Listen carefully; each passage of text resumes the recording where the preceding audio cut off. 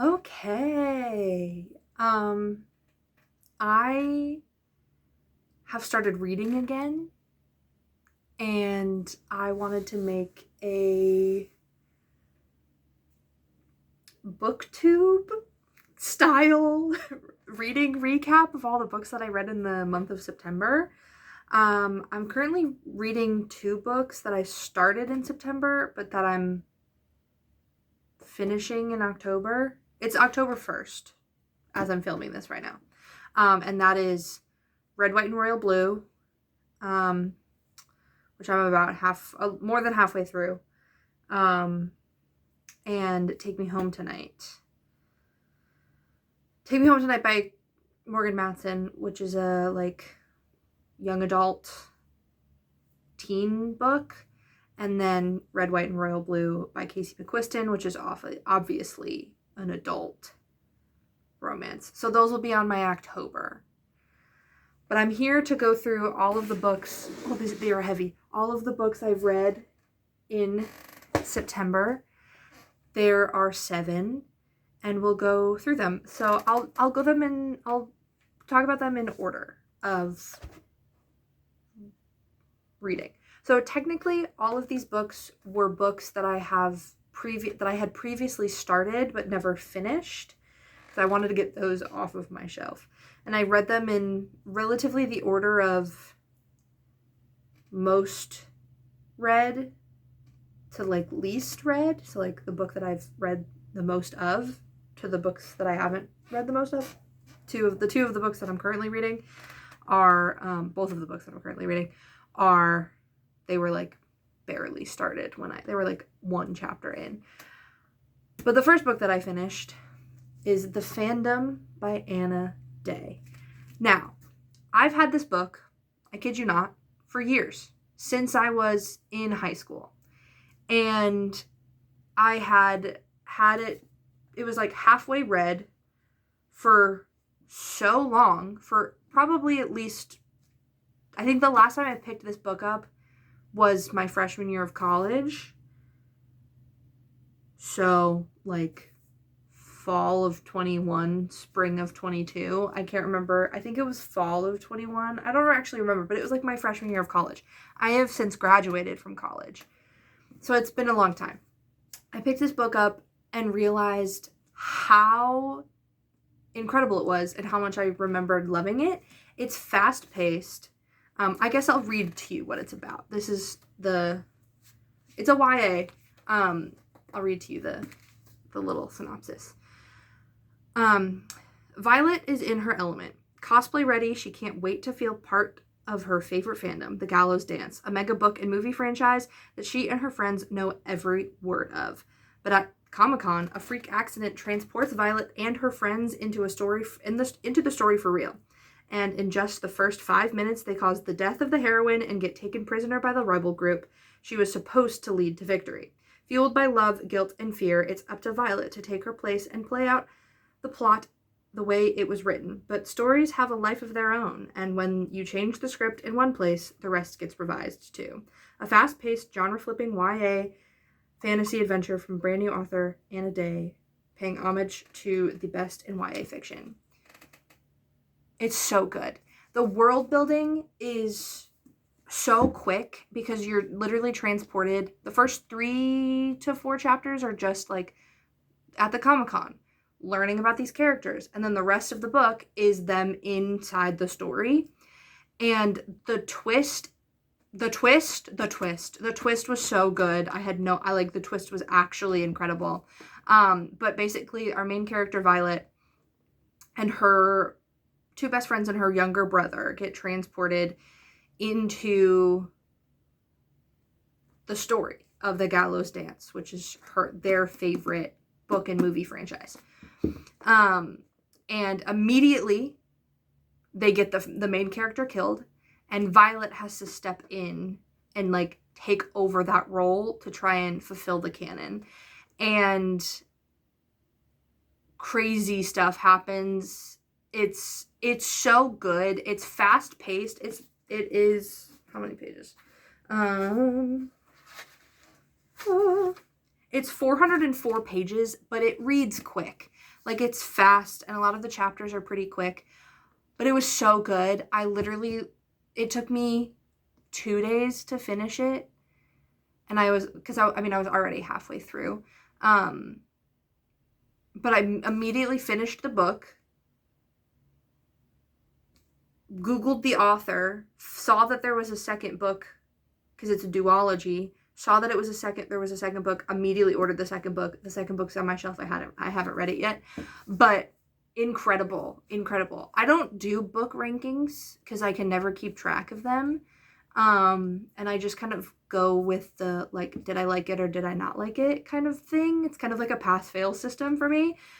If I had to rank it, I would rank it 5 stars. I think it's incredible. It's so good. It's so fast-paced. It's so lovely. But that was the first book that I highly recommend. If you can find it somewhere, really good.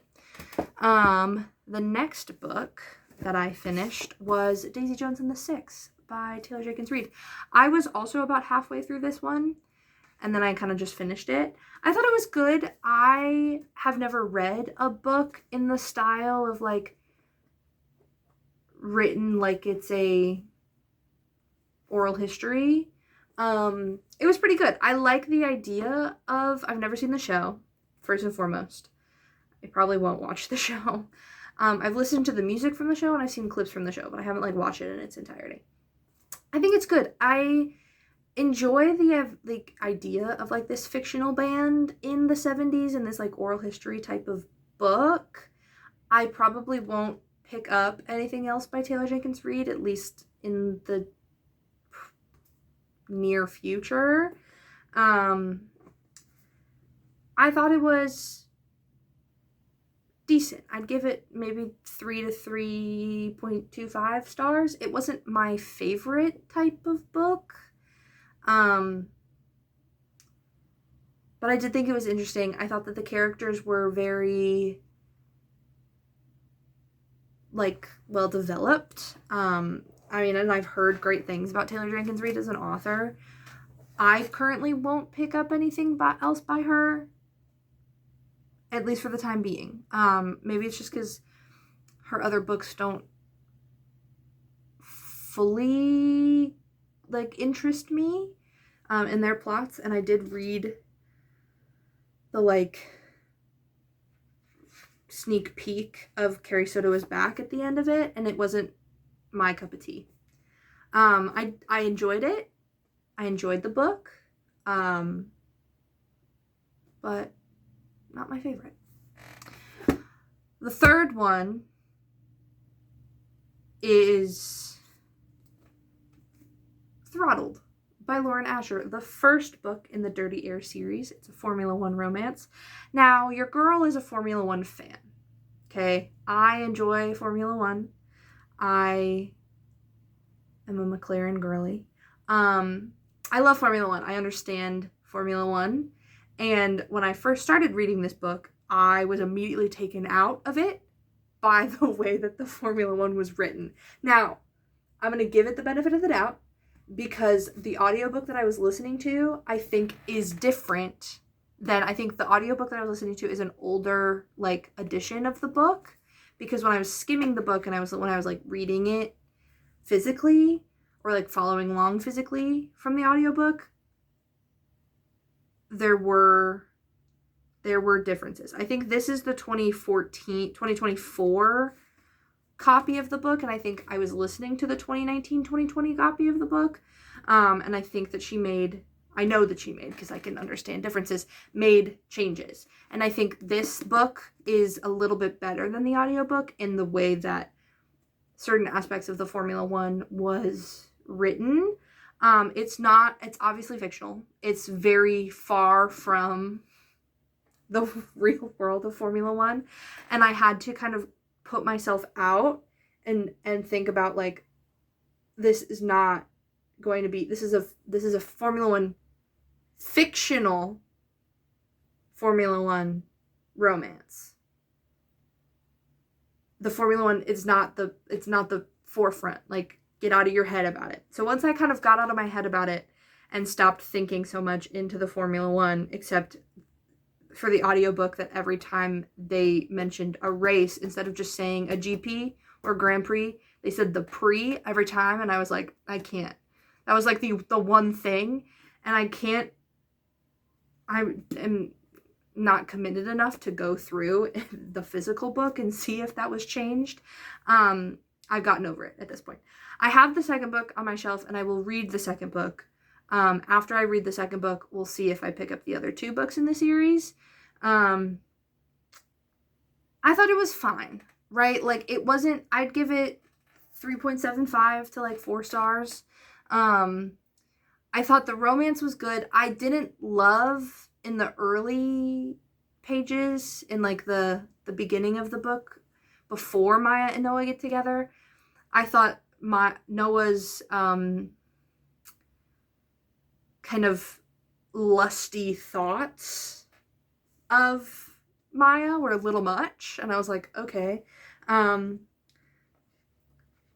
There is smut in it, and it was fine. I don't love like super smutty books. It was a little, it was fine. I'm glad I read it, because it is interesting, and I do like that the characters, Noah specifically, became more redeemable, and their relationship in the end was really cute, and I really liked her relationship with her brother, and things like that. And it was kind of fun to kind of get into a fictional Formula One world, with like fake teams. So escapism, books are escapism. Yeah, but it was fine. I will read the second book, and we'll see where we go from there. But that's Throttle. Pretty good. Not too bad. Wasn't my least favorite book of the month. I have a least favorite book of the month, and we'll get there, because it was the most recent one I just finished. The next one is Love in the Time of Serial Killers by Alicia Thompson. This is so, like, funny and cute. Like, it's so funny. There is some smut in it, but it's not like an overarching amount where it's like hard to read. And it wasn't immediate. Like, there was a build. There was a build in the relationship of these characters. It's so cute. I realized that I didn't read to you the backs of the other ones. And I started doing that with fandom, and then I didn't. So let me do that really quick. This is chaotic. This is my first one, and I'm not editing it because I like just speaking my thoughts out loud. So, but they'll get better as time goes on. Daisy Jones and the Six, if you don't know, this book has been out for a while, but if you don't know what Daisy Jones and the Six is about, Daisy is a girl coming of age in LA in the late 60s, sneaking into clubs on the Sunset Strip, sleeping with rock stars, and dreaming of singing at the Whiskey A Go-Go. Her voice is getting noticed, and she has the kind of heedless, I swear I do know how to read, heedless beauty that makes people do crazy things. Also getting noticed is The Six, a band led by brooding Billy Dunn. On the eve of their first tour, his girlfriend, Camilla, finds out she's pregnant, and with the pressure of impeding fatherhood and fame, Billy goes a little wild on the road. Billy and Daisy cross paths when a producer realizes that the key to supercharged success is to put the two together. What happens next will become the stuff of legend. The making of that legend is chronicled in the riveting novel written as if it were the oral history of one of the biggest bands in the 70s. In Daisy Jones and the Six, Taylor Jenkins Reid brilliantly captures an unforgettable place in time in the utterly distinctive voice. And that is true. I would agree with that. Throttled. Noah. It has, like, Noah, Maya, the characters. Maya Altorre is the sister of my teammate and my new obsession, keeping my distance let me restart, because that's not at all how you read at all. This is in Noah's point of view. Maya Altorre is the sister of my teammate and my new obsession. Keeping my distance during the Formula One season should be easy, except I always find ways to see her. Press tours, pre-race rituals, sponsor events, and black tie galas. The more time we spend together, the stronger my desire grows. Sneaking around with her is one thing, but wanting more, never gonna happen. She might be a distraction, dressed like a daydream, but no woman is worth risking the championship title over. Or so I thought. Maya.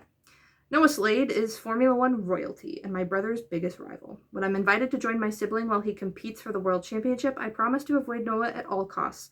21 races, 2 drivers who hate each other, and 1 forbidden attraction I can't ignore. Developing feelings for Noah wasn't part of my plan, but then again, neither was anyone finding out.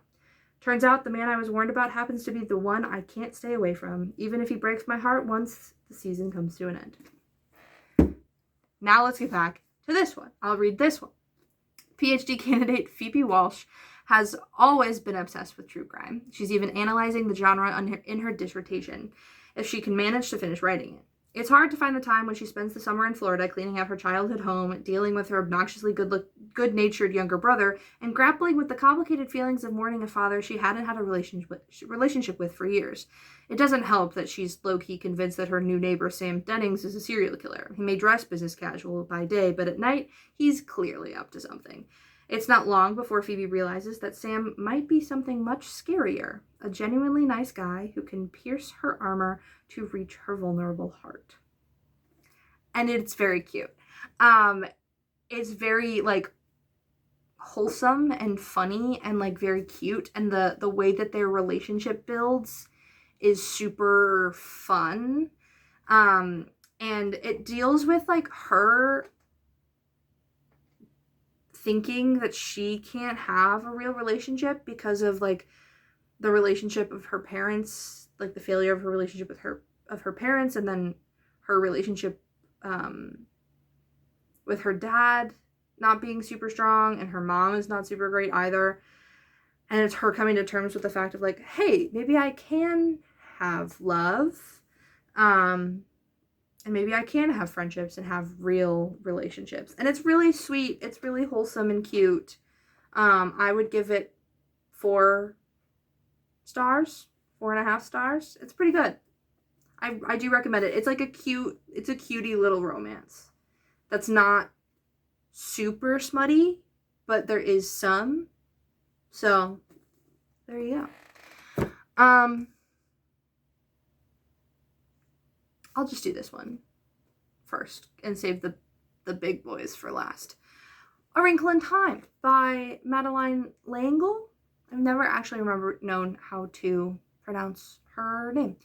This is technically a reread, even though the last time I read this book I was in the 7th grade. I have the full box set of A Wrinkle in Time, and I've been meaning to read it for years. So I finally reread A Wrinkle in Time. If you don't know what A Wrinkle in Time is about, it was a dark and stormy night, how every great novel starts. Out of this wild night, a strange visitor comes to the Murray house and beckons Meg, her brother Charles Wallace, and their friend Calvin O'Keefe on a most dangerous and extraordinary adventure, one that will threaten their lives and our universe. And it's the winner of the 1963 Newbery Medal. A Wrinkle in Time is the first book in the Time Quintet. It's adorable. I mean, it's cute. I remember loving it in the 7th grade, and it's a fun, like, little children's fantasy sci-fi series. I love Calvin O'Keefe. I remember loving Calvin O'Keefe when I was a kid, and I love Calvin O'Keefe now. I'm so excited to read the full thing and see how Meg and Calvin's relationship grows. Because I always liked them as, like, a couple, and I've always liked their characters. It's a cutie little book. If you haven't ever read A Wrinkle in Time, where have you been? But I liked rereading it. It, like, put me in the mindset of my 7th grade self, which is very fun. Okay, the last 2 are the ones that were crazy. So I read Illuminae by Amy Kaufman and Jay Kristoff. Now, this has been on my shelf for many years, and I will just read the thing. This morning, Katie thought breaking up with Ezra was the hardest thing she'd have to do today. This afternoon, her planet was invaded. The year is 2575, and 2 rival megacorporations, Redacted and Redacted, it's literally redacted, are at war over a planet that's little more than ice-covered speck. than an ice-covered speck at the edge of the universe. Too bad nobody thought to warn the people living on it. With enemy fire raining down on them, X's Katie and Ezra, who are barely even talking to each other, are forced to fight their way onto the evacuating fleet, with an enemy warship in hot pursuit. But the warship is the least of their problems. A deadly redacted, we find out what that is, has broken out and is mutating with terrifying results. The fleet's AI, which should be protecting them, may actually be their enemy, and nobody in charge will say what the blank, what the redacted, is going on. As Katie hacks into the tangled web of data to find the truth, it's clear only one person can help her bring it all to light, the ex-boyfriend she swore she'd never speak to. Told through a fascinating dossier of hacked documents, including emails, schematics, military files, IMs, medical reports, interviews, and more, Illuminate is the first book in a heart-stopping, high-octane trilogy about lives interrupted, the price of truth, and the courage of everyday heroes. Now, this book is 599 pages. And let me tell you, it was a struggle. It was a hard time for me reading this book. In the beginning, I hated it. I did not love the last 180 pages of this book saved the whole book for me. In the beginning, I didn't love Katie as a character. I didn't love the way Ezra was written in his, instant messages to other people, because I was like, you are so much of a 17-year-old boy in the way that in the way that you're written, and I can't read it.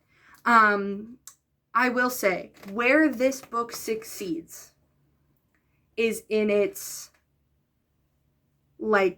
fast-paced, high-stakes situations, which is in the, middle of the book, which is Ezra's big,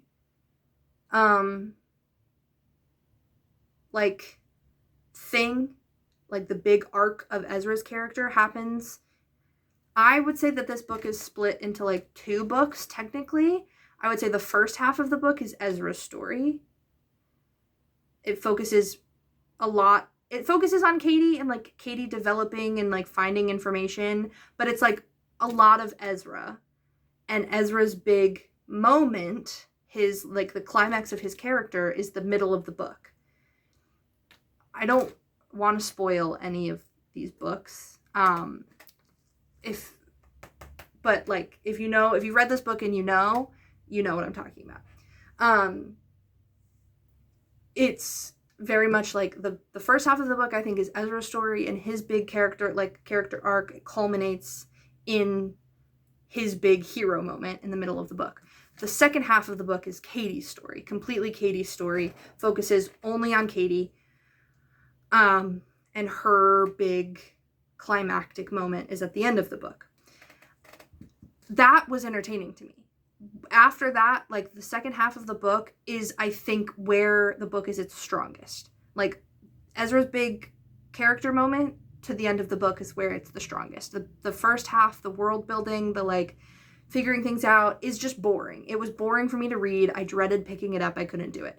But in the high octane, high stakes, fast-paced scenes is where this book succeeds. Until I got to the last 180 pages, I literally was like, I'm finishing this book. I'm getting rid of this book. I never want to see it again, and I'm never thinking about the rest of the trilogy. The last 180 pages saved kind of this whole world for me. I have no current plans of picking up the rest of the trilogy, but if I ever find it at a bookstore or something, maybe I'll pick it up and take a little gander, and maybe I'll get it.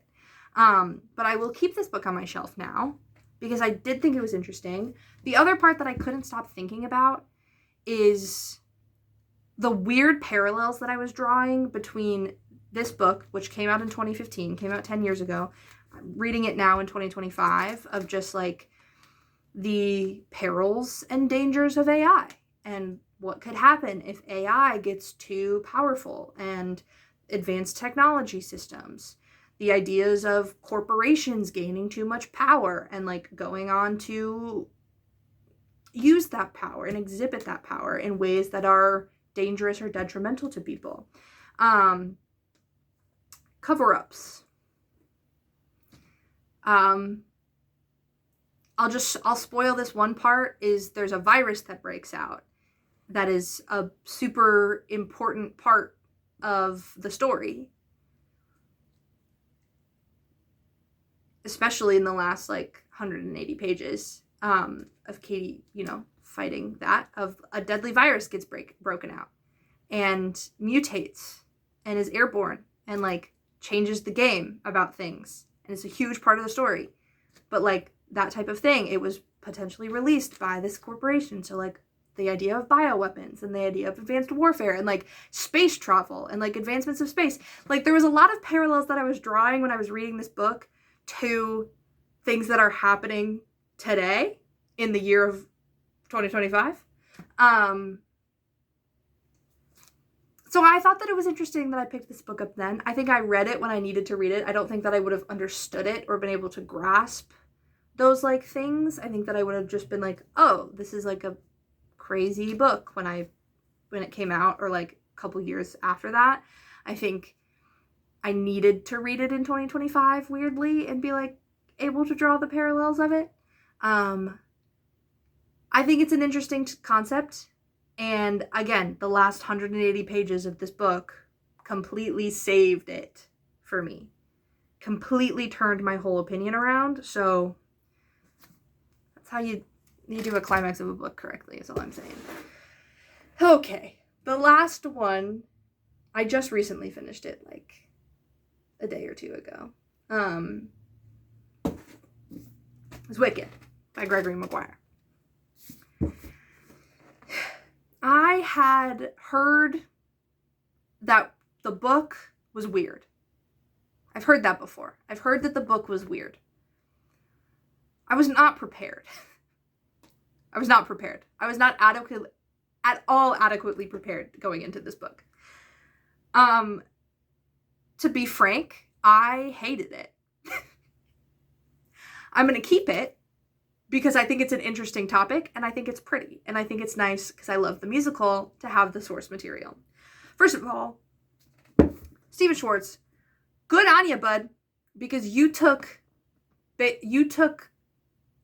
inspiration from a source material that was giving you nothing, and you turned it into a story with an actual plot and and narrative devices and characters that you can root for and information that you can learn, because none of that existed in this book.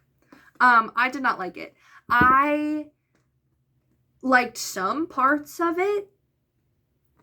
Weirdly, I really liked Bach. And I thought Bach was the least annoying of all of the characters. Everybody else is weird. I learned this book is about the life and times of the Wicked Witch of the West. You learn, quite frankly, nothing about her.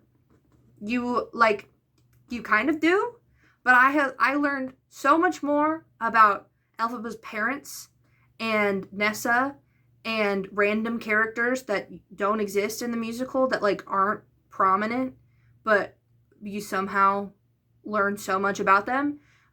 Glinda, Bach, Fiero's family. Learned so much about everybody else in this world except for Elphaba, I fear. Also, I didn't like the way that it was written. I thought that the way some of the word choices that he uses and some of the descriptions that he uses, especially around the bodily descriptions of not only the way that he describes characters' bodies, but also the amount of descriptions of bodily functions, I don't love. There were so many parts of it that made me uncomfortable. There were so many parts of it that I thought were inappropriate.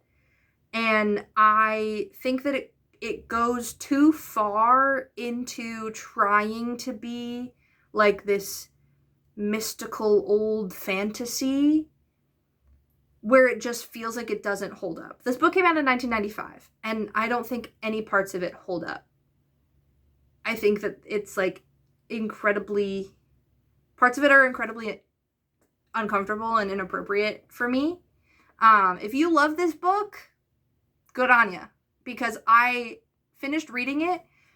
It's 406 pages, by the way. I felt like I had read 406 pages and did not learn a single thing. And the other part of it is like, there are such long descriptions of things that do not matter. Like, any of the big scale, like, important moments that are like plot points that you would think are plot points, that are like plot points in the musical, like Elphaba and Glinda meeting, them being roommates, them kind of gaining a friendship, meeting Fiyero. All of these different things are kind of just glossed over in the book. Like, they're either not told at all, or they're told very quickly, and you kind of just forget about it. Like, Fiyero was introduced in like a paragraph, and that was it. We didn't even learn his name until many pages later, and it was kind of just tossed in there, and you're like, oh, that was that guy? It was kind of just, it was boring. It was kind of inappropriate. It wasn't good. I'm so sorry. Like, I think it's a beautiful book. I'm going to keep it because a story to tell. I will never finish the series because it is a series. There's multiple books in this world. I don't care. I don't care to find out. I don't care to know. I don't like his writing style. Maybe it's only in this one. I don't know. I also don't care to ever find out. So I've ripped a new one into this one. Yeah, I don't care to talk about it anymore. But that is it. That is the 7 books that I read in the month of September. I'm in my reader era. Like, I finally got back into reading. I loved reading as a kid, and I haven't picked up a book for fun since probably a long time in my life, because I was constantly reading in like college or high school, just books for class where I was so busy, especially in college, that I just didn't really want to pick up a book for fun. But now that I'm out of college, and now that I reorganized my bookshelf in a way that makes me actually want to read all of the books on my shelf, I've picked up books and I've started reading again. And I'm actually having so fun. So here's all the books in their glory, all 7 in their book glory. Like I said, I'm reading 2 right now, and don't plan on stopping, so I'm hoping that I can do an October reading wrap up as well. And yeah, I apologize for the crazy quality of this. It's filmed on my phone, and if you could see the way that it's propped up right now, is crazy. I also am not gonna edit it because I am not good at editing, and I think that it's more fun to see my real thoughts and feelings and the way that sometimes I don't know how to speak or read every once in a while, even though I literally speak for a living and literally read for a living. So that's fun. But yeah, I hope you enjoyed it. And that's my September reading wrap up. And I'll see you when I read more books and film one for October. But thank you. Keep reading. I know I will be.